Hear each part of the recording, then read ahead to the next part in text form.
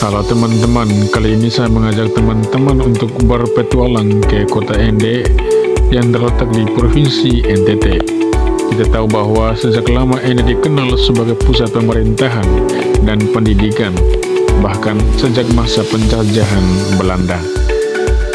Sebagai salah satu kota tertua di NTT, Ende memiliki banyak fakta sejarah. Nah, teman-teman, dalam video kali ini saya akan mengajak teman-teman untuk berpetualang melihat catatan dan rekaman sejarah mengenai peristiwa pembuangan Bung Karno ke Ende.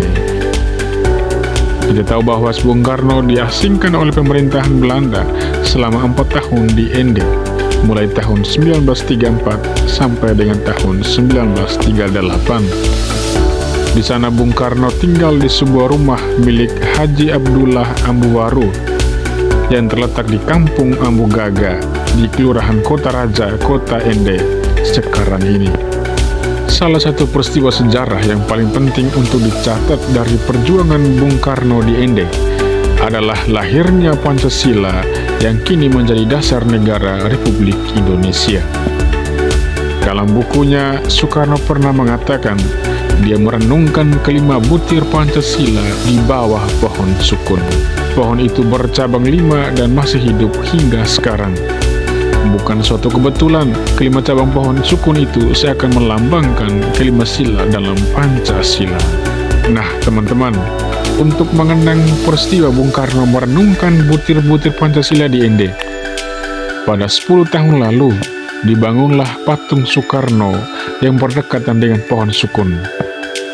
Di bawah pohon sukun juga dibuat prasasti untuk mengenang peristiwa yang penting dalam sejarah pendirian bangsa Indonesia. Patung Soekarno dan prasasti Pancasila kemudian diresmikan oleh Wakil Presiden Budiono pada tahun 2013. Tidak berhenti di situ, pemerintah juga membangun sebuah taman yang disebut Taman Renungan Bung Karno. Dan dalam taman itu berisikan juga selasar prasasti rekaman peristiwa Bung Karno di kota Ende, mulai dari kedatangan hingga pertemuan dengan para tokoh agama. Di depan taman itu, di jalan masuk, ada juga selasar para pahlawan daerah NTT, mulai dari Baranuri, Marilonga, keduanya berasal dari Ende, kemudian Ishak Hurudoko dari Sabu, lalu ada TK Iku dari Sika, kemudian Moteng Rua dari Manggarai, dan Herman Fernandes dari Flores Timur. Layaknya sebuah taman, Taman Renungan Bung Karno juga menyediakan bangku-bangku yang terbuat dari beton yang memungkinkan para pengunjung bisa bersantai atau bercerita. Namun, seperti yang Anda lihat dalam video ini, tidak banyak masyarakat yang berziarah ke taman ini. Bisa jadi mereka tidak mengetahui keberadaan taman ini. Selain bahwa kebersihan taman yang kurang diperhatikan, di mana terdapat banyak nyamuk, promosi taman ini kurang agresif dilakukan oleh pemerintah setempat.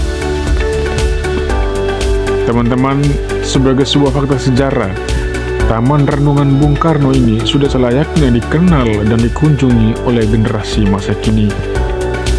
Ada pepatah yang mengatakan, jangan sekali-kali melupakan sejarah. Warga kota Ende atau para pelajar di Ende dan Flores pada umumnya bisa melakukan napak tilas di taman ini, serta situs-situs Bung Karno yang lainnya di kota Ende. Ini nantinya tidak hanya membiasakan literasi sejarah kepada generasi muda, tetapi sekaligus membuka peluang usaha kepada masyarakat dan memperbesar keran pendapatan asli daerah. Nah, teman-teman, setelah berpetualang ke Taman Renungan Bung Karno, kira-kira tempat mana lagi nih yang ingin kalian kenal? Tulis di kolom komentar ya. Sampai jumpa.